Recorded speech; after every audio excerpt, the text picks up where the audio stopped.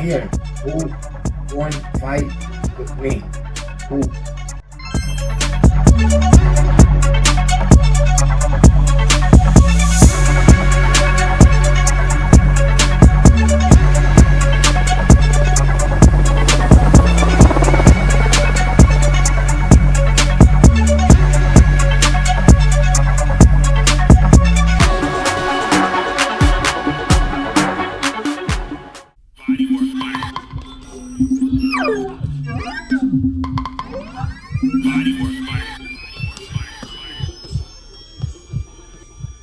Welcome to BodyWork.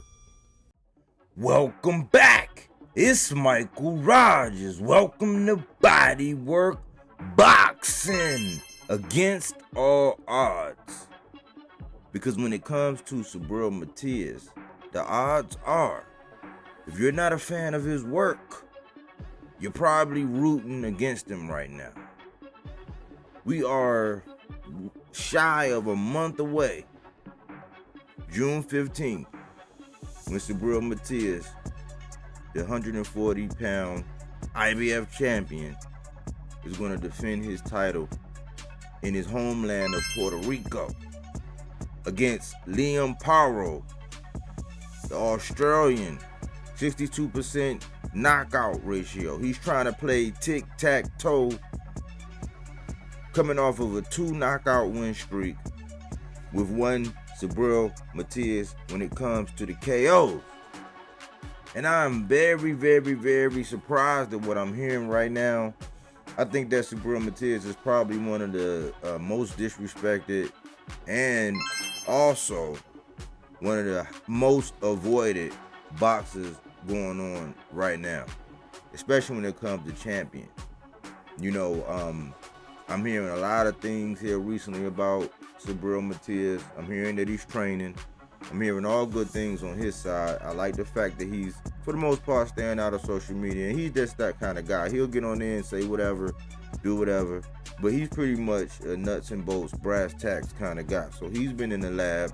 He's been working, training, being focused.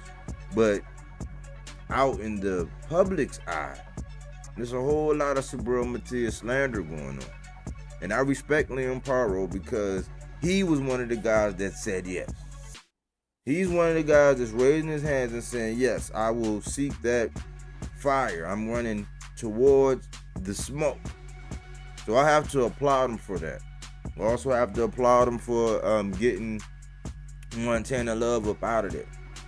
I have to applaud him for that. He did good work. But we cannot forget that all the other champions chose to take other paths. People can say whatever they want, however they want to word it, whatever verbiage. Because I'm still hearing things about Subriel Matias that aren't quite true. Now, if you want to hear my breakdown about him and Liam Paro, go back, watch some of the episodes. Go back and watch the Lie Detector. Go back and watch The Librarian, La Biblioteca. All these episodes and things that I've done showcases Subriel Matias in the state of boxing in his world, from his perspective, and all the things that led up to what we have right now. Going back earlier this year, Teofimo Lopez had sent Subriel Matias an offer, and they were already aware that the man had a hand injury. He moves forward and fights Jermaine Ortiz. After Jermaine Ortiz, he says he's going the WBA route. Devin Haney, he had an opportunity to unify. He moves up. He chose Regis to actually move up because he could have went for the IBF, but he chose Regis. He knocks Regis off. He gets a belt. Once he wins this belt, instead of unifying with one Subriel Matias, instead of pushing for that smoke, he decides he wants to go fight Ryan Garcia. So he avoids a mandatory. He goes and plays in the sandbox with Ryan Garcia. They get it on, and they're still in limbo right now. Everybody saw that. When Isaac Pitbull Cruz moved up and stopped Rolly Romero, he won, and at the end he says he wants either Tio or Devin. Tio is now fighting a guy named Steve Claggett.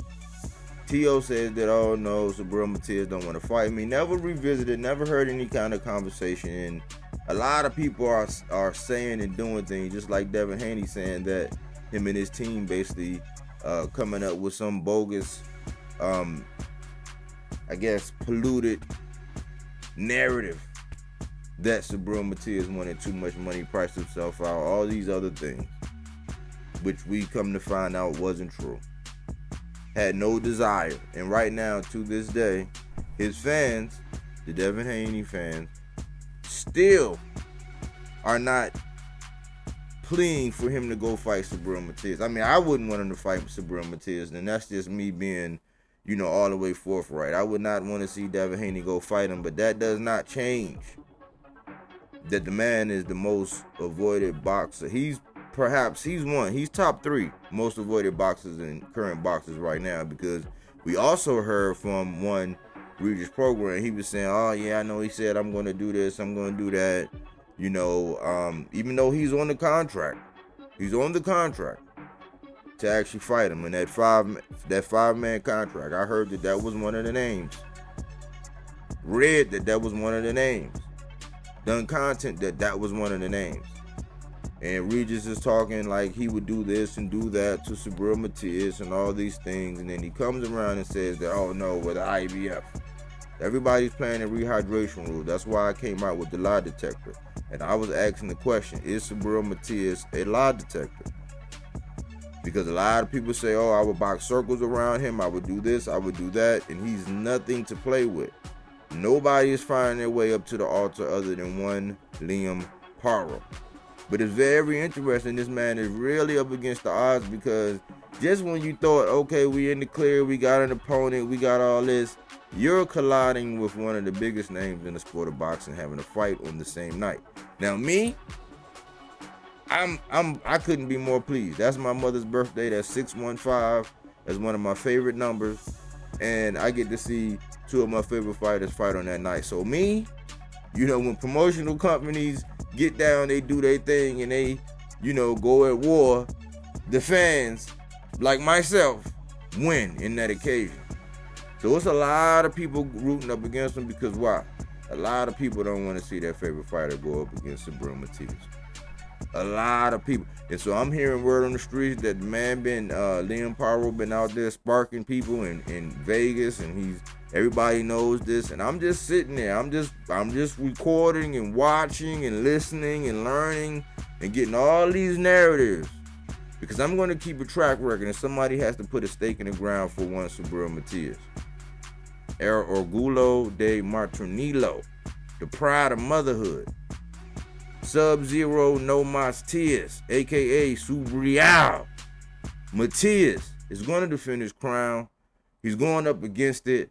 I would love to start getting into the Vegas odds and seeing how all these things shape up, but we're in the curve right now. If you put a stake in the ground and you look at today's date and you say, you know what, let me go see what people are saying. A lot of people are really high on Liam Paro. A lot of people are saying upset. I just want to know, are we going to all keep that same energy? Are we going to keep the same energy when that man goes over there to Puerto Rico and he tried to take that belt from his champ in his hometown? Are we going to keep the same energy when we see the results rendered? I'm not sure. Let me know. Are you hearing all this Subriel slander?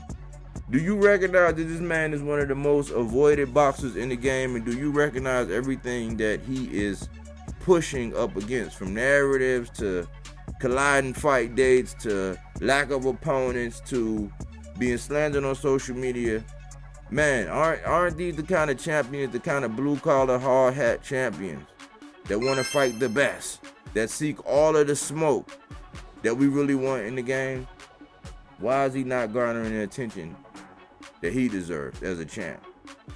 Especially with his background, having been shot, done time, coming from Puerto Rico, figuring it out, getting his life right. I would love to get your comments, love to get your feedback. And remember, this is the alternative to opinion-based content. This is fact-based content. Fruits and veggies, not that Reggie. I would love to get your feedback. Like, comment, share, subscribe, and To everybody who take the time to engage with me when it comes to this boxing talk, I truly appreciate you. Thanks for tuning in here with Bodywork Boxing. But we don't take things for face value. We do that body work.